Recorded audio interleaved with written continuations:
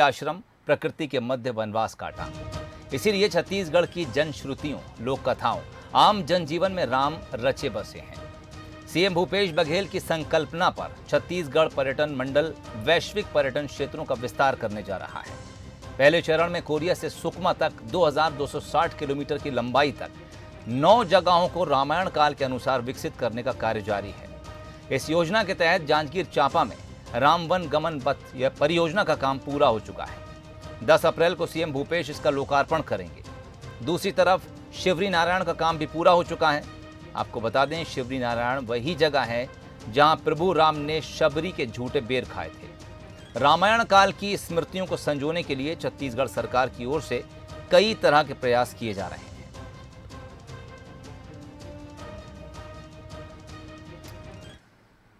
चलिए, और क्या कुछ इसे लेकर तैयारियां इस वक्त चल रही हैं, हम रुख करेंगे सीधे रायपुर की तरफ। एग्जीक्यूटिव एडिटर मोहन तिवारी हमारे साथ जुड़ गए हैं।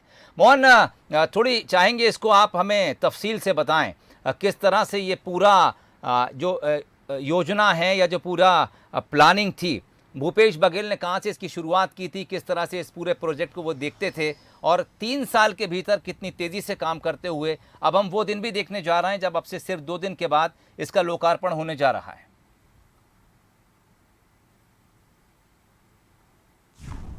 बिल्कुल, देखिए, पूरे देश में भगवान राम के प्रमुख स्थलों को विकसित करने का जहां पर काम हो रहा है उसमें उत्तर प्रदेश और दूसरे नंबर में छत्तीसगढ़ है। छत्तीसगढ़ में भगवान राम के जो वनवास काल है उसका करीब 70 से 80% हिस्सा गुजरा है, और इसीलिए ऐसे कई स्थल हैं जहां पर भगवान राम से जुड़ी हुई स्मृतियां हैं, और यही वजह है कि इन सब स्थलों को विकसित करने का फैसला छत्तीसगढ़ सरकार ने लिया है, जिसके लिए 75 स्थानों को चयनित किया गया है। 133 करोड़ की ये योजना है। लेकिन पहले चरण में जो 9 प्रमुख स्थल हैं जहां पर भगवान राम ने जो है समय बिताया, वहां पर पौराणिक कहानियाँ, किंवदंतियाँ जुड़ी हुई हैं, उनका धार्मिक महत्व है, उन्हें विकसित करने के क्षेत्र में छत्तीसगढ़ की सरकार काम कर रही है। और इसीलिए शिवरी नारायण काफ़ी महत्वपूर्ण है, क्योंकि ये वो स्थल है जहां पर भगवान राम ने शबरी के झूठे बेर खाए थे, और ये वो आश्रम है जिसकी महत्ता 4 धाम के बाद जो है सबसे महत्वपूर्ण है, और इसीलिए इसे विकसित करने के क्षेत्र में काम शुरू कर दिया गया है। महत्वपूर्ण रूप से जो प्रथम चरण का यहाँ पर काम होना है 24 करोड़ का, वो पूरा हो गया है, जिसका लोकार्पण कुछ दिन बाद होना है। लेकिन उसके पहले कल से इस स्थल पर मानस मंडलियों का, रामायण मंडलियों की प्रतियोगिता शुरू होने जा रही है।